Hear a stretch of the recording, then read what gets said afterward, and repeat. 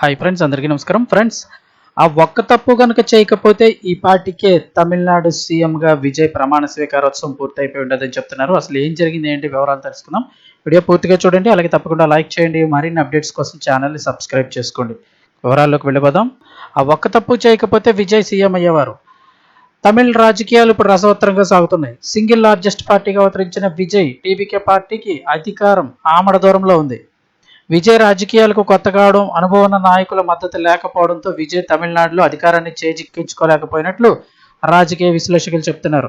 మొత్తం 234 అసెంబ్లీ స్థానాలు ఉన్న తమిళనాడులో విజయ్ చెందిన టీవీకే పార్టీ 108 స్థానాల్లో గెలుపొందింది.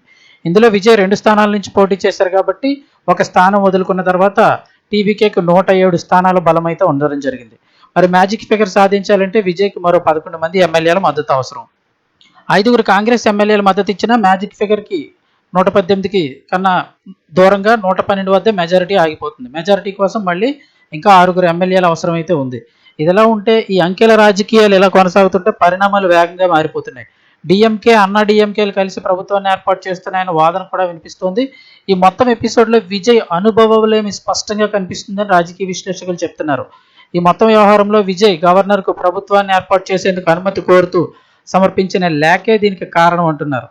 సాధారణంగా ఏం జరిగింది ఆ లేఖలో అంటే, సాధారణంగా సింగిల్ లార్జెస్ట్ పార్టీగా ఉన్న పార్టీ నాయకుడు తమ ఎమ్మెల్యేలతో కూడిన సంతకాలతో కూడిన లేఖను గవర్నర్కు సమర్పించి ప్రభుత్వ ఏర్పాటు హక్కును కోరుతారు.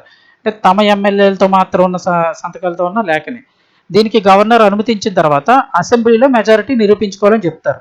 అంటే వీళ్ళ పార్టీకి ఉన్న 107 స్థానాల్లో ఆ ఎమ్మెల్యేల సంతకాలన్నీ తీసుకుని ఆ లేఖను గవర్నర్కి ఇవ్వాలి. అసెంబ్లీ టైంలో నిరూపించుకోవాలని చెప్తారు. అయితే ఇక్కడ విజయ్ తన టీవీకే ఎమ్మెల్యేలతో పాటు కాంగ్రెస్ ఎమ్మెల్యేల సంతకాలతో కూడిన లేఖను కూడా గవర్నర్కి ఇచ్చారు. అంటే వాళ్ళకి 5 కూడా ఇచ్చారు. అప్పుడు 12 బలం వచ్చి 112 చేరింది. అయితే అసలే ఇక్కడ అదే అసలు సమస్య వస్తుంది. విజయ్ను కాంగ్రెస్ కలుపుకొని కూటమిగా ప్రభుత్వాన్ని ఏర్పాటు చేస్తున్నట్లు భావించిన గవర్నర్ అందుకు ముందే మెజారిటీకి నిరూపించుకోవాలని చెప్పారని విశ్లేషకులు అంటున్నారు. అంటే 2-3 కూటమి కింద అయితే కనుక ఏర్పాటు చేస్తున్నప్పుడు అయితే కూటమి కనుక చేసినట్టయితే ఖచ్చితంగా మీరు పూర్తి స్థాయి మెజారిటీ ఉంటేనే పార్టీ ఏర్పాటు చేయాలని ఉంటుంది. అలాగే భావించి గవర్నర్ అనుమతి ఇవ్వలేదని అయితే విశ్లేషకులు చెప్తున్నారు. దీనికి కారణం అనుభవం లేకపోవడమే. కేవలం అతిపెద్ద పార్టీ నాయకుడిగా గవర్నర్ ముందు విజయ్ క్లెయిమ్ చేసి ఉంటే విజయ్ ఈ పార్టీకే సీఎం అయ్యేవారు. ప్రభుత్వ ఏర్పాటుకు గవర్నర్ ఆహ్వానించి ఉండేవారు. మెరుగైన రాజకీయ సలహాదారుడు విజయ్ వెంట ఉంటుంటే విజయ్ సీఎంగా ప్రమాణ స్వీకారం చేసేవారని రాజకీయ నిపుణులు చెప్తున్నారు. విజయ్కి ఇదే తొలి ఎన్నికలు. స్థానిక సంస్థల్లో కూడా పోటీ చేసిన అనుభవం టీవీకేకి లేదు. ప్రస్తుతం టీవీకేలో అనుభవం ఉన్నవారు మాజీ అన్నా డిఎంకే నేత సెంగొట్టయ్యన్ ఒక్కరే మాత్రమే ఉన్నారంటున్నారు. ఇదిలా ఉంటే గవర్నర్ వ్యవహారంపై మరికొందరు రాజకీయ నిపుణులు భిన్నంగా స్పందిస్తున్నారు. రాజ్యాంగంలోని ఆర్టికల్ 163 ప్రకారం గవర్నర్కు స్వతంత్ర నిర్ణయాధికారం ఉంటుందని చెప్తున్నారు.